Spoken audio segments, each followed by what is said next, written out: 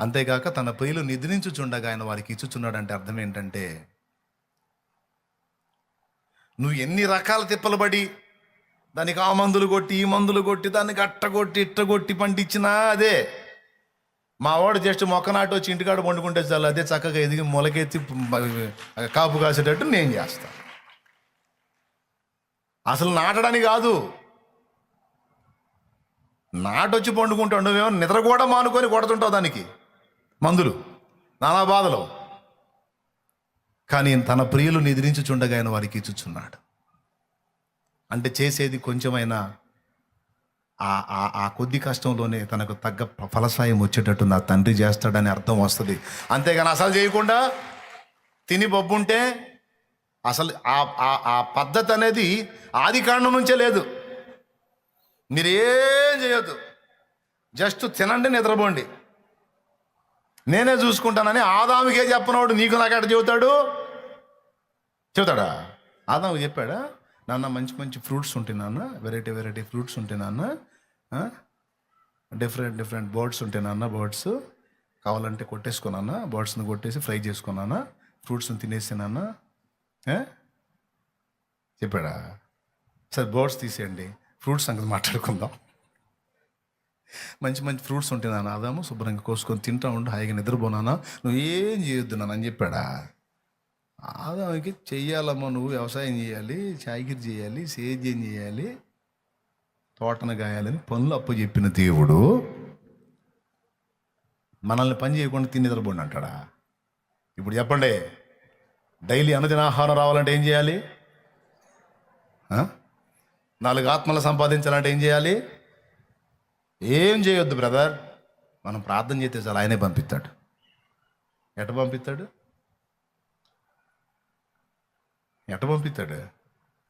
ప్రార్థన చెయ్యి, ప్రకటించు, వెళ్ళి ప్రకటించు.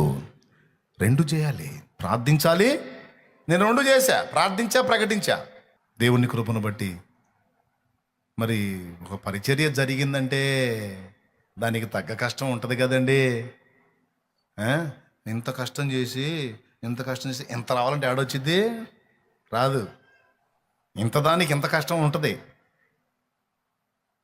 ఇంత చేసి కూర్చున్నాడు ఇంత దాన్ని చూసి ఏడుతూ ఉంటాడు. ఈ ఇంత దాన్ని సాధించడం కోసం వాడికి సగం చుట్టూడిందని వీడికి తెలీదు. దేవునికి స్తోత్రం కలుగును గాక.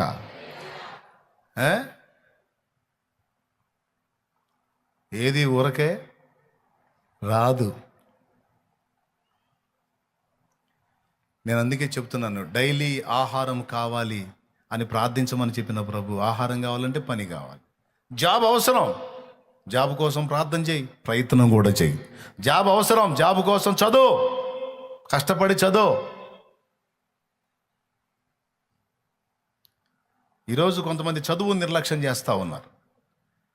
ఇప్పుడు కష్టపడి పునాది వేసుకోవాల్సిన దశలో అందరూ వినండి, పాస్టర్స్కి చెప్తున్నాను, పిల్లలు పెద్దోళ్ళు మొత్తానికి చెప్తున్నాను, జీవితంలో ఒక పునాది వేసుకోవాల్సిన దశలో టైంని సరదాగా, జాలీగా, హ్యాపీగా, ఎంజాయ్గా ఖర్చు పెట్టుకుంటే రేపు దరిద్రానికి బ్రాండ్ అంబాసిడర్లా తయారవుతారు. దేవునికి స్తోత్రం. దేనికి? దరిద్రానికి బ్రాండ్ అంబాసిడర్లా తయారవుతారు అన్నమాట. అది కాదు కరెక్ట్. ఇప్పటి నుంచే చదవాలనే చదువుకి కేటాయించబడ్డవాడు చదవాలి, కష్టపడాలి. ఆడపిల్లలైనా మగపిల్లలైనా యేసు ప్రభు నమ్మారా అంటే వాళ్ళు డబల్ చదువుతారా బాబు అన్నట్టు ఉండాలి.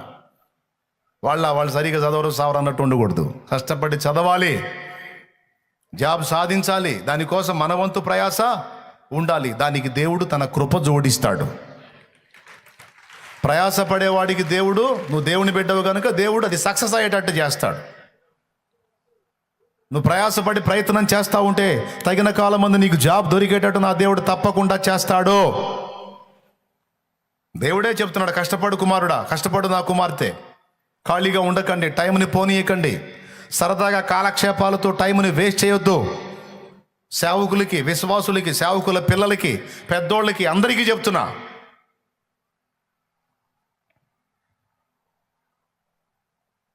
కౌలుకు తీసుకున్నావు పొలం, ఒక ఎకరం తీసుకొని ఒక ఎకరం సేద్యం చేస్తే ఒక ఎకరం పంట, అది పండితే పండినట్లు, లేకపోతే పోయిందంటే నెత్తిన గుడ్డ వేసుకోవటమే. కాదు, 4 ఎకరాలు తీసుకో, 2 రకాల పంటలే. అందులో ఒక రకం పంటే, 2 ఎకరాలు ఇంకో రకం పంటే, 4 ఎకరాలు. 2 ఎకరాలు పోయిన 2 ఎకరాలు నీకు లాభం వచ్చే అవకాశం ఉంటుంది. వరుస కుదిరినందుకు 2 చేతికి వచ్చినాయి అనుకో, దేవునికి స్తోత్రం. 2 తీసుకొని అందులో ఒక రకం ఇందులో ఒక రకమే, ఇది పోయినా అది వచ్చింది, అది పోయినా ఇది ఉంటుంది. అట్ట కాదు, ఒకటే వేసి కూర్చుంటారు. ఇక వచ్చినట్లు అయితే గొడ్డేసుకోవటమే. కొంచెం ఉపయోగించు, ప్రయత్నం చేయి, ప్రార్థన చేయి. దేవా ఐడియా అయ్యాయా, పక్షి అడిగిద్ది, దేవా వెళ్తున్నా, ఏడబెట్టావు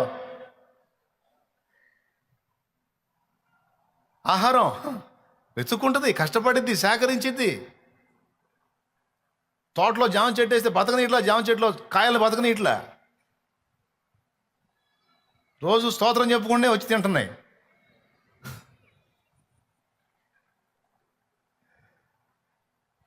మరి చిలకలు, అక్కడ ఉన్న చిలకలు, దేవుడు ఎంత గొప్పవాడు, తిరిగి లాంగ్ ఎక్కడ జర్నీ చేయలేమని మేము ఎక్కువ, మాకు ఆయాసం ఎక్కువ అని మాకు అందుబాటులో శాలేమన్నను ప్రేరేపించి ఇక్కడ జామ చెట్లు వేసేటట్టు చేశాడు. దేవునికి స్తోత్రం, మంచి కాయలు కాస్తున్నాయి, శుభ్రంగా తింటున్నాయి. వచ్చి ఇంత అందుబాటులో పెట్టావు తండ్రి, కృతజ్ఞతలు నాయన, స్తోత్రాలు. ఎక్కడ దాచిపెట్టాడో నా తండ్రి అనుకుంటా పోవాలి. స్తోత్రాలు చెప్పుకుంటా. ఇంటర్వ్యూకి వెళ్ళు, ప్రయత్నం చేయి, ఉద్యోగ ప్రయత్నం చేయి, వ్యాపార ప్రయత్నం చేయి, పని దొరికేదానికి ప్రయత్నం చేయి. నా తండ్రి ఎక్కడో చోట నీకు సిద్ధపరిచింది దొరికిస్తాడు, నీకు అందుబాటులోకి వచ్చింది. చెయ్యి, కష్టం చేయి. పక్షుల్ని గూట్లో కూర్చోబెట్టి సాకట్ల దేవుడు వెళ్ళి వెతుక్కొని సాధించుకుంటున్నాయి. సేవైనా జీవితమైనా సోమరులాగా, దద్దమ్మల్లాగా, వెధవమ్మల్లాగా మూలన కూర్చుంటే సాధించలేవు. మన వంతు మనం కష్టపడాలి. ఆత్మల్ని గెలవాలన్నా, అటు దేవుని పని సాధించాలన్నా, ఇటు మానవులంగా సమాజంలో నిలబడాలన్నా కష్టపడాలి, శ్రమ పడాలి. ఒకప్పుడైతే మనకి దేవుని పని తెలియదు, అచ్చంగా సంపాదనే తెలుసు. ఈరోజు మనకి ఆత్మల సంపాదన గురించి కూడా తెలిసింది. అందుకే ఇటు సేవకులకే కాదు, విశ్వాసులకు కూడా చెప్తున్నాను నేను, కష్టపడి సాధించటం, కుటుంబాన్ని పోషించుకోవటం, కుటుంబ బాధ్యత నెరవేర్చడంతో పాటు మనకి మరో పని కూడా అప్పగించబడింది, అది సేవ. మన వంతు మనం. మీరు అనుకుంటారు చాలామంది, మనకి పనులు ఉన్నాయి, జాబ్ చేసుకుంటున్నాం, ఉద్యోగం చేసుకుంటున్నాం, పని చేసుకుంటున్నాం, మనం ఎట్ట చేస్తాం సేవ అని చాలామంది అనుకునే అవకాశం ఉంది. సోదరులారా, సోదరిమణులారా, అట్లా అనుకునే అవకాశం ఉంది. అలా అనుకోవద్దమ్మా, అలా అనుకోవద్దు. నువ్వు పని చేసుకుంటా, జాబ్ చేసుకుంటా కూడా దేవుని సేవ చేయొచ్చు. 4 ఆత్మలు రక్షించవచ్చు, ప్రార్థనా పరిచర్య చేయొచ్చు. నువ్వు అలా చేసిన వాళ్ళు చాలామంది ఉన్నారు. నాకు తెలిసిన పెద్ద ఆయన ఉన్నాడు, పశువుల సంతలో గొడ్ల వ్యాపారం చేసే దగ్గర ఆయన ఉంటాడు. ఆ శనివారం రోజు ఆ పని చేసుకుంటాడు. మీకు తెలుసా, దాదాపు 100 మంది కంటే ఎక్కువ ఆత్మల రక్షణలో నడిపించాడు ఆయన, పెద్ద ఆయన. 2 భార్యాభర్త ఉన్నారమ్మా. వాళ్ళు ఆ పొలం సీజన్ వచ్చినప్పుడు ఆ ఉల్లిపాయల పంటో ఏదో ఒక ఉల్లిపాయల పంట ఎక్కువ వేస్తూ ఉంటారు, లేదా పత్తి ఏదో వేసుకుంటూ ఉంటారు వాళ్ళు. పెద్దోళ్ళు 2 భార్యాభర్త 50 మందికి పైన రక్షించారు. వ్యవసాయం చేసుకుంటా, కుటుంబాన్ని నడిపించుకుంటా, మళ్ళీ వాళ్ళు దేవుని పని చేసుకుంటా. ఒక సేవకుడి వల్ల కూడా కాదు అంత పని. నేను చెప్పే అబద్ధాలు కాదమ్మా, వాస్తవాలు, నిజాలు, సత్యాలు. ఒక పక్క కుటుంబ జీవనం చేసుకుంటా, కష్టపడి వ్యవసాయం చేసుకుంటా, రెక్కలు మొక్కలు చేసుకొని పైసలు సంపాదించుకొని కుటుంబం అనే బండిని దొల్లించుకుంటా, మరో పక్క దేవుని సేవ చేసుకుంటా, ఆత్మలకు సువార్త చెప్పుకుంటా. 50 మంది అంటే తక్కువే, ఇంకా ఎక్కువ మందిని రక్షణలో నడిపించారు వాళ్ళు. నా ఎరుకలో అంతమంది, ఇంకా చాలామంది ఉన్నారు. సోమరితనాన్ని కట్టిపెట్టాలి, బద్ధకాన్ని, ఒళ్ళు వంచనితనాన్ని పక్కన పెట్టాలి. కష్టపడాలి. నేను దేవుని సేవకుడిగా మిమ్మల్ని ఏదన్నా పనుల్లో బాధ్యతల్లో అప్పచెప్పానా, ఇదిగో ఈ పరిచర్య చేయండి, ఈ పని చేయండి అప్పచెప్పి నమ్మకంగా చేయాలి, అంకితమై చేయాలి, కష్టపడి చేయాలి. మనుషులు చూడాలి, శాలేమని చూడాలి కాదు, నా దేవుడు చూస్తున్నాడు, నా దేవుడు చూడాలని భయంతో చేయాలి. ఏ పని అప్పచెప్తే ఆ పని నమ్మకంగా చేయాలి. నమ్మకమైన వానికి దీవెనలు మెండుగా కలుగుతాయి అన్నాడు నా దేవుడు. పునాది వేసుకోవాల్సిన టైంలో వేసుకోకపోతే రేపు చాలా ఇబ్బంది. అందరికీ చెప్తా ఉంటాను, యవనస్తులందరికీ చెప్తా ఉంటాను, రే జాగ్రత్త, ఇది పునాది వేసుకోవాల్సినటువంటి టైం. పునాది వేసుకోవాల్సిన సమయంలో వేసుకోకపోతే రేపు ఫ్యూచర్ ఎఫెక్ట్ అయిపోయింది.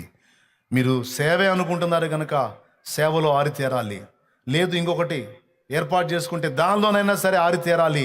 ఒక స్థాయికి చేరిన దాకా పట్టు వదలకూడదు. ఒక స్థాయికి అది అది భూ సంబంధమైన పని కావచ్చు, ఆత్మ సంబంధమైన పని కావచ్చు. ఆత్మ సంబంధమైన పని ఎంపిక చేసుకున్నావా, అందులో తారాస్థాయికి వెళ్ళాలి. సేవ అనేది నువ్వు పూనుకొని దిగితే అందులో కింద ఉండకూడదు. ఇక నువ్వు తారాస్థాయికి వెళ్ళాలి. దానికోసం కష్టపడాలి, ప్రార్థన చేయాలి, ప్రకటించాలి, ప్రయాసపడాలి. దానికోసం ఎంత శ్రమైనా అనుభవించాలి. ఏదో నడుస్తోంది జీవితం, గడుస్తోంది రోజులు అన్నట్టుగా టైంని పోగొట్టుకోవద్దు. డాక్టర్ బిఆర్ అంబేద్కర్ గారు ఇందులో ఒక మంచి మాదిరిగా ఉంటాడు. ఆయన ఎంత చదివాడండి ఆయన. ప్రపంచ మేధావుల్లో ఒక గొప్ప మేధావిగా ప్రసిద్ధి గాంచినాడు ఆయన. 7 సంవత్సరాలు చదవాల్సిన చదువు 3.5 సంవత్సరాల్లోనే పూర్తి చేసిన ఘనత ఆయనది.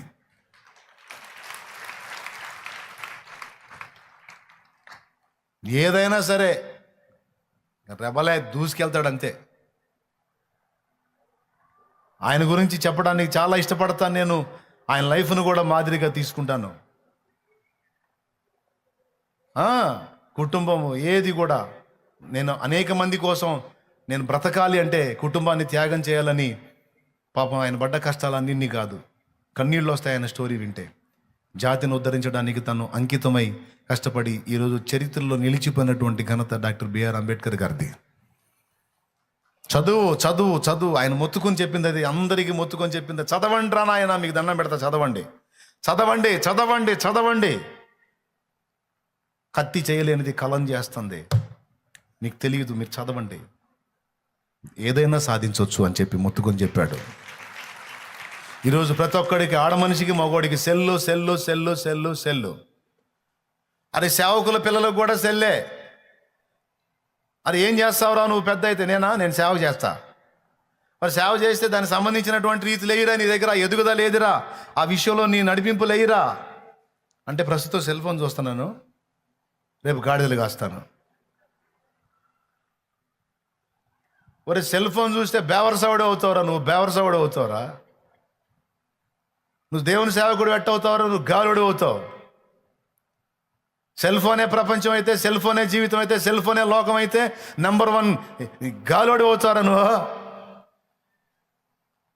సేవ చేయాలని రోషం పుట్టాలరా. పట్టుబడితే దాన్ని తాడు పెడ తేల్చిందాక నిద్రపోకూడదురా. రోషం లేని బతుకు నీచమరా, కుక్క కంటే హీనమది అని చెబుతా నేను.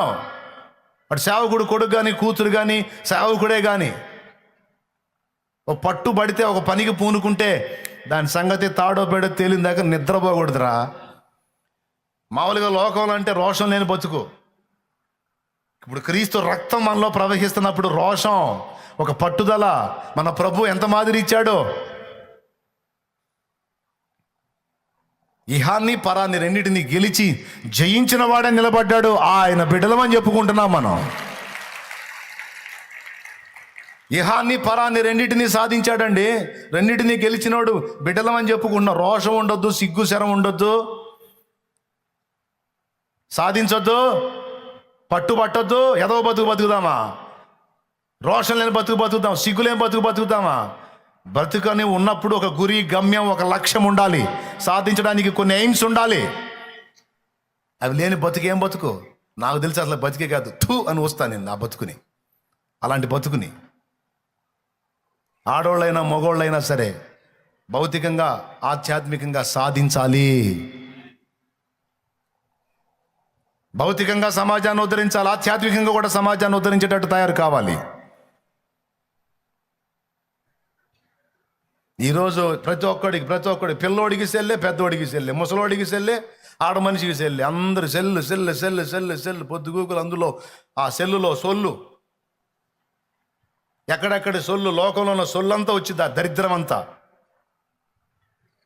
దాని మీద పెట్టేశారు మైండ్. ఎవరినన్నా చూడు చెత్తలో పడి కొట్టుకొస్తున్నారు. భ్రష్టులు తయారవుతున్నారు. భక్తుల పిల్లలు కూడా భ్రష్టులుగానే తయారవుతున్నారు. సోమరులు, తిండిబోతులు, నిద్రబోతులు, ఒళ్ళు వంచని వారు, నేత్రాశ పాపంలో మునిగిపోయిన వారు, దరిద్రులు రోషం లేని బతుకులు బతుకుతూ ఉన్నారు. ఎవరిని తిడుతున్నావురా బాబా అనుకోవద్దు. ఎవడు ఆ బతుకు బతుకుతున్నాడు వాడిని తిడుతున్నా. ఎవరు ఏ తల్లి ఆ బతుకు బతుకుతుందో ఆ దరిద్రపు దాన్ని తిడుతున్నా. నేనేం చేయకుండా మాట్లాడట్లా. కాస్తో కూస్తో దేవుని కృపను బట్టి కష్టపడుతున్నాను. ఏదో దేవుడి కృపను బట్టి కొంత పని దేవుడిచ్చిన దానిలో పని చూపించే నేను మాట్లాడుతున్నా. నేను ఈ పరిచర్యలో నాకు తృప్తి లేదు. మీకు తెలుసా, ఈ పరిచర్యలో నాకు తృప్తి లేదు. ఇంకా చేయాలి, ఇంకా పరిగెత్తాలి. నైట్ నిద్ర పట్టట్లా, పండుకుంటే ఆలోచన. ఎందుకంటే నేను చేసింది నా కంటికి దిశాయించట్లా. ఇంకా చాలా చేయాలేమో, చేయట్లేదేమో అనే బాధ కలుగుతుంది.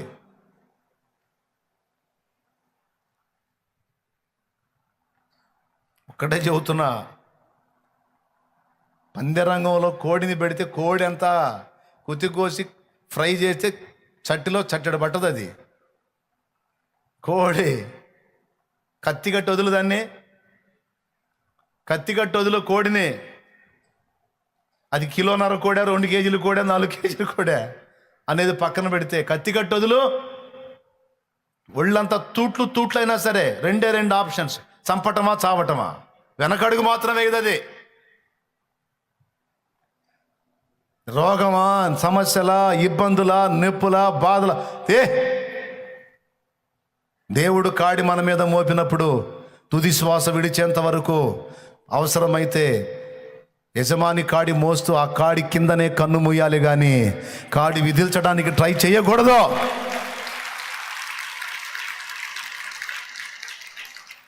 కాడి కిందనే కన్ను మూయాలి, కానీ కాడి విదిల్చడానికి లేదు. నోరు లేని పశువు నేర్పే పాఠం. దైవజనుడు వృద్ధాప్యం వచ్చి పరిచర్య చేయలేను, ఇంకా నా వల్ల కాదని విసుగు చెంది ఈ ఒక్క కూటానికి వెళ్ళి ఇక మానుకుంటానని ఆ రోజు కూటానికి సిద్ధపరచబడ్డాడట. ఆయన వెళ్ళడానికి టైంకి చూస్తే ఏ వాహనం లేదు. ఆ ఊళ్ళో ఎడ్ల బండి కట్టి ఆయన ఒక ఆయన ఉంటే ఆయన దగ్గరికి పోయాడు. అయ్యా బండి కట్టు, నేను ఫలానా ఊరికి వెళ్ళాలా, వాక్యం చెప్పాలని. ఆ ఎడ్ల బండి వాడు అన్నాడు, అయ్యా నా ఎద్దుకి జ్వరం వచ్చింది, నా ఎద్దు 4 రోజుల నుంచి నలతగా ఉంది, దాని పరిస్థితి ఏం బాగలేదు, బండి కట్టలేను అన్నాడు. అయ్యా ఎట్లనన్నా కానీ నన్ను అక్కడ చేర్చయ్యా, నేను వెళ్ళాలి, ఈ కూటానికి నేను వెళ్ళి వాక్యం చెప్పాలి అని బ్రతిలాడితే, సరే చూస్తాను, నా ఎద్దు కానీ కాడి కిందకు వచ్చే పని అయితే నేను బండి కడతా, లేకపోతే కట్టనా అన్నాడు. వెళ్ళి కాడిని రెడీ చేసి ఎడ్లను వదిలిపెట్టి 2 ఎడ్లను తాడు వదిలిపెట్టి, ఆయనకు ఒక అలవాటు, కాడు ఎత్తితే 2 ఎడ్లు వస్తాయి కాడి కిందకి వచ్చి, తాళ్ళు వదిలిపెట్టి కాడు ఎత్తాడు. వచ్చి కాడు ఎత్తగానే బాగలేని ఎద్దు అలాగొచ్చి దాన్ని కింద జొరబడి మెడ మీద వేసుకుంది. కాడి బాగలేని ఎద్దు కూడా వచ్చేసింది, ఎక్కి కూర్చున్నాడు. బండి ముందుకు పోతా ఉంది, కొంచెం దూరం వెళ్ళింది. ఎద్దు లాగుతా ధనామని ముందుకు పడింది. బ్లడ్ గక్కింది, చచ్చిపోయింది. ఆన్ ది స్పాట్ చచ్చిపోయింది. ఆ బండి కట్టినవాడు, ఆ బండి దిగి ఆ ఎద్దు దగ్గరికి వెళ్ళి ఆ కాడిని విప్పి పక్కకేసి ఆ ఎద్దును పట్టుకొని దాన్ని ముద్దు పెట్టుకుంటూ ఏడుస్తున్నాడంట. ఒక మనిషి చచ్చిపోతే కూడా ఏడవనంత దారుణంగా ఏడుస్తున్నాడు ఆ ఎద్దుని పట్టుకొని. గోడుగోడుని ఏడుస్తుంటే ఈయనకు ఆశ్చర్యం కలిగింది. ఎద్దు చేస్తే ఇంతలా ఏడుపు ఏడుస్తున్నాడండి, 4 రూపాయలు పెడితే ఇంకొక ఎద్దు వచ్చింది కదా. అడిగాడు, ఎందుకయ్యా దానికోసం అంత అల్లాడుతున్నావంటే, ఏడ్చి ఆ ఏడుపులో చెబుతున్నాడు, ఇది మామూలు ఎద్దు కాదయ్యా, ఇది నాకు ప్రాణం, దాని పనితనం చూసావు కదయ్యా నువ్వు, దాని గొప్పతనం, అది చచ్చిపోయే స్థితిలో ఉందయ్యా, ఉంది, దాని ప్రాణం బాగలేదు, చావుకు దగ్గరకు వచ్చి ఉంది, దాని ప్రాణం పోయిద్ది, ఇంటికాడ ఉన్నది వచ్చింది, ఇక్కడైనా వచ్చింది, కానీ నేను వెళ్ళి కాడెత్తగానే వచ్చి కాడి మెండేసుకుంది చూడయ్యా, అది ఎప్పుడు నాకు ఎదురు చెప్పని ఎద్దు, తుది శ్వాస విడిచేంత వరకు నా కోసం ఖర్చు అయిపోయిన ఎత్తు,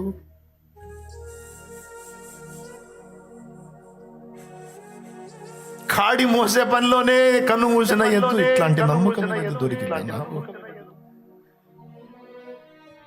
ఏడ్చాడు బోర్న. దైవజనుడికి సిగ్గేసింది. ఈ ఎద్దును గురించి ఆ యజమానుడు అన్న మాట నా తండ్రి నన్ను గురించి అంటాడా? అయ్యో అనడు కదా. ఎందుకంటే కొంచెం బలహీనంగా ఉంటే ఆ బలహీనతను చూపించుకొని నా వల్ల కావట్లేదు, నేను చేయలేను, నా వల్ల కాదు, నేను చేయలేను అంటే నా ప్రభు నా గురించి ఈ మాట అనగలడా?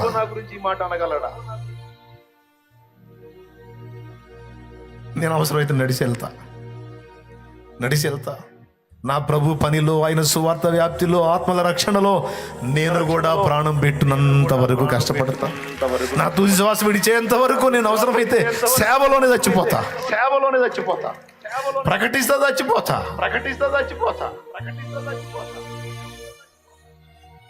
నోరు లేని పశువుకున్న నమ్మకత్వం నాకుండకపోతే, బలహీనతలు ఒక పక్క కృంగతీస్తున్న, ఆర్థిక సమస్యలు అల్లాడిస్తున్న, ప్రతికూలతలు తరుముతున్నా, మొక్కవోని దీక్షతో మనం పట్టిన పట్టు విడవకుండా నా ప్రభు నామ మహిమ కొరకు కష్టపడాలి, సాధించాలి. అల్పమైనవి, తుచ్చమైన వాటి కోసం టైంని పోనీయకూడదు. క్షణికమైన వాటి కోసం, అల్పమైన వాటి కోసం టైంని లాస్ చేయకూడదు. ఎంత కష్టపడగలమో, ఎన్ని రకాలు కష్టపడగలమో అన్ని రకాలు మనం సాధించాలి.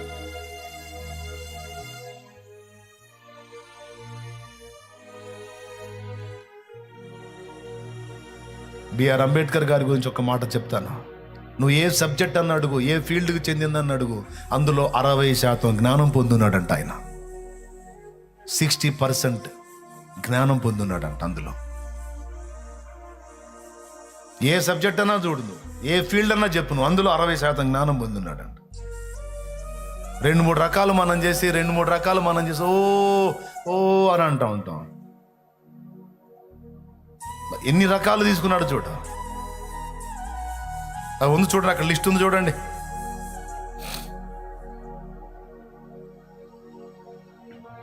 ప్రియులారా,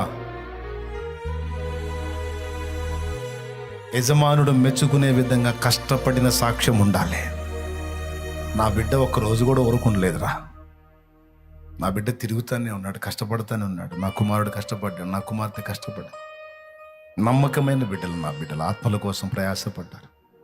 సమాజాన్ని కూడా ఆర్థికంగా ఉద్ధరించడానికి సమాజంలో నాకు ఆశ అండి. భౌతికంగా ఏం ఆశ తెలుసా నాకు? నేను నిజం, మీరు నమ్మకండి, నేను లోకంలో పనిచేసేటప్పుడు కూడా నాకున్న ఆశ ఏందో చెప్తాను మీకు. నేనొక్కడిని చేసి నా ఒక్క కుటుంబం బతికించుకోవడానికి ఇష్టం ఉండేది కాదు. నాతో పాటు నలుగురికి పని చూపించే స్థితిలో నేను ఉండాలని ఆశపడ్డాను. నా ఒక కుటుంబం కడుపు నింపటం కాదు, నేను కల్పించే పనితో 4 కుటుంబాల కడుపులు నిండాలి. నలుగురు బతకాలండి.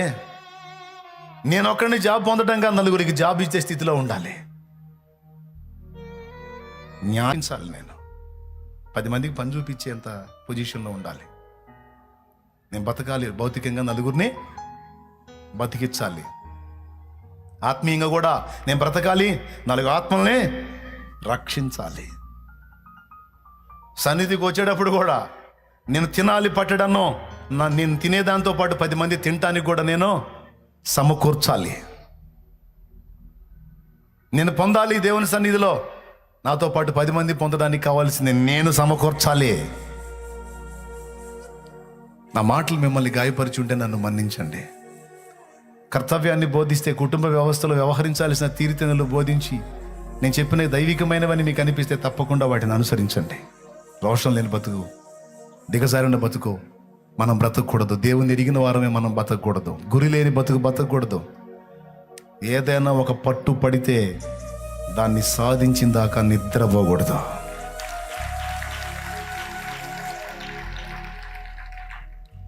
ప్రార్థించు, ప్రయత్నించు, విజయం నీదే. ప్రార్థించు, ప్రయత్నించు, ఖచ్చితంగా నీ పరిస్థితి మారిద్ది. నేను చెబుతున్నా, నా తమ్ముడా, ఎవడో వచ్చి నీ ఇంటిని బాగు చేయడు తమ్ముడా. నా చెల్లి, ఎవరో వచ్చి నీ కుటుంబాన్ని కట్టరమ్మా. ఎవరో వచ్చి నీ ఊరిని బాగు చేయడు, ఎవడో వచ్చి నీ సమాజాన్ని బాగు చేయడం. నువ్వు నీ కుటుంబంలో కనీసం నువ్వు ఒక్కడివన్నా, నువ్వు ఒక్కదానివన్నా నడుం కట్టి కుటుంబాన్ని ఒక క్రమంలో నీకు తీసుకొని రాకపోతే ఎవడు బాగు చేస్తాడు? నువ్వు నడుం కట్టావా? అట్లయితే నిన్ను దీవించి నీ ద్వారా నీ కుటుంబాన్ని ఒడ్డుకు తీసుకొస్తాడు నా దేవుడు. నీ సమాజాన్ని ఉద్ధరించడానికి నువ్వు నడుం కట్టావా? అట్లయితే నిన్ను వాడుకొని నీ సమాజాన్ని ఒక కొలిక్కి తెస్తాడు నా దేవుడు. ఎవరు బాగు చేస్తారు? వచ్చే ఎవడు పూనుకుంటాడు? వచ్చే నీ కుటుంబాన్ని బాగు చేయడానికి నువ్వే పూనుకోవాలి, ప్రార్థించాలి, ప్రయాసపడాలి, ప్రయత్నించాలి, నీ సమాజం కోసం ప్రార్థించాలి, నీ వంతు ప్రయత్నం నువ్వు చేయాలి. చిలకలూరిపేట అంటే చెప్పుకోవడానికే సిగ్గు మాకు. చిలకలూరిపేట మీది ఏ ఊరని హైదరాబాద్లో ఎవడన్నా మమ్మల్ని అడిగితే గుంటూరు అంటాం. గుంటూరేనా పక్కన అంటే మళ్ళీ అబద్ధం చెప్పలేక సగం నిజం, గుంటూరు పక్కనలే అంటాం. గుంటూరు పక్కన అంటే ఎక్కడంటే నరసరావుపేట పక్కనలే అంటాం. నరసరావుపేట పక్కన ఒకడు మొండోడు ఉంటాడు, వదిలిపెట్టాడు ఒక పట్టాను అడుగుతూనే ఉంటాడు. చివరికి చిలకలూరిపేట అని చెప్పాలా. ఆ మాట అనగానే వాడు నెక్స్ట్ అనే మాట ఏంటో తెలుసా? చిలకలూరిపేటనా? మరి ఆ ముక్క చెప్పొచ్చుగా, చిలకలు ఉంటాయంటగా మీ ఊర్లోనే. వాడు ఏ ఊర్లో లేవు చిలకలు అని వాడు కావాలని ఎందుకు? వేశ్యావృత్తిలో బ్రతికే వాళ్ళు మీ ఊర్లో ఉండాలంటే. చిలకలూరిపేట అంటే డ్యాన్స్ పార్టీలు వేసేవాళ్ళు, వేశ్యావృత్తిలో బ్రతికేవాళ్ళు, ఇలాంటి విషయాలు మాట్లాడేవాళ్ళు. చాలా బాధపడ్డా, చాలా దుఃఖపడ్డా. ఒక్కొక్కసారి మోకాళ్ళలోని బోరను ఏడ్చి ప్రార్థించాను. నా జ్ఞాపకం, నా ఊరి పేరు, ఈ అడ్రస్, స్థితిగతులు మారాలి ప్రభువా. ఇది చెడుతనానికి కేర్ ఆఫ్గా ఉండకూడదు, ఇది ఆత్మల రక్షణకు కేర్ ఆఫ్గా ఉండాలి ప్రభువా. ఆత్మల రక్షణకు కేర్ ఆఫ్గా ఉండాలి. ఇక్కడ నుంచి ఎక్కడెక్కడికో పోవటం కాదు, రాష్ట్రాల నలుమూలల నుంచి చిలకలూరిపేటకు రావాలి ప్రభువా, చిలకలూరిపేటకు రావాలి ప్రభువా, చిలకలూరిపేటకు రావాలి. నువ్వు కదులు ప్రభువా, నువ్వు ఉజ్జీవం తీసుకొని రా ప్రభువా, లేకపోతే నా ప్రాణం తీసుకో ప్రభువా. ప్రార్థన చేసా, చేయండి నేను చెప్పట్లా. ఆ సమాజ స్థితిని మార్చనప్పుడు, నా సమాజం యొక్క గతిని మార్చలేనప్పుడు, సాక్ష్యాన్ని మార్చలేనప్పుడు, కుటుంబ పరిస్థితులు మార్చలేనప్పుడు నా బ్రతుకు అర్థం లేదు. నా అంతటా నేను చేస్తే నరకానికి వెళ్తాను. నా ప్రాణం నువ్వు తీసుకో. ఇతరులకు, కుటుంబానికి, సమాజానికి ఉపయోగపడే నీ బ్రతుకు ఉండేమి చచ్చినయం ప్రభువా, తీసుకో. ఆ ప్రార్థనలన్నీ నా దేవుని సన్నిధిలో వినపడ్డాయి.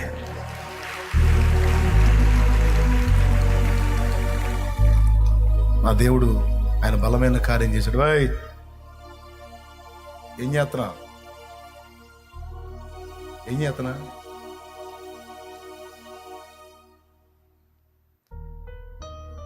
శ్వాసం తెచ్చుకోరా నాయన, నేను చెప్పేది మైండ్కి పోనీ. ఇంకో దానికి పోయావా?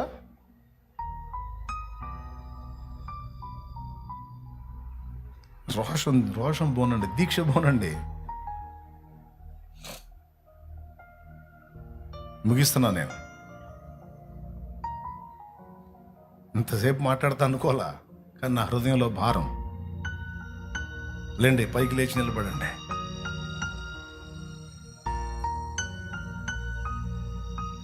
ఆడవాళ్ళు అయితేనే కుటుంబాలను కట్టిన ఆడవాళ్ళు ఉన్నారండి. కుటుంబాలకు దీపమైన ఆడపిల్లలు ఉన్నారు. తల్లిదండ్రులు సాధించలేని ఆడపిల్లలు సాధించి చూపించారు తెలుసా కొన్ని కుటుంబాల్లో. మగపిల్లలు సాధించిన కొన్ని కుటుంబాలు కూలిపోయే కుటుంబాలు నిలబెట్టుకున్నారు. సమాజాలకు మంచి సాక్ష్యం తెచ్చిన వాళ్ళు ఉన్నారు, సమాజాన్ని ఘనపరిచిన వాళ్ళు ఉన్నారు. ఈరోజు మనకి మంచి ఆశ్రయపురం యేసయ్య ఉన్నాడు మనకి. ప్రార్థించు, ప్రయత్నించు, ప్రార్థించు, కష్టపడో, శ్రమపడో. నువ్వు ఎంతవరకు పోరాడగలవో పోరాడు. నా దేవుడు నీ వెన్నంటి ఉండి నీకు విజయం ఇస్తాడు. ఆయన నిన్ను గెలిపిస్తాడు. ఎలా ఎలా ఎలా ఎలా ఎలా సచ్చిన బతికిన సాక్ష్యం ఉండాలి. సచ్చిన బతికిన ఒక సాక్ష్యం ఉండాలి. 10 మందిని ఉత్తరించిన బతుకు ఉండాలి. 10 మందిని బాగు చేసిన చరిత్ర ఉండాలి. 10 మందిని బ్రతికించిన చరిత్ర ఉండాలి.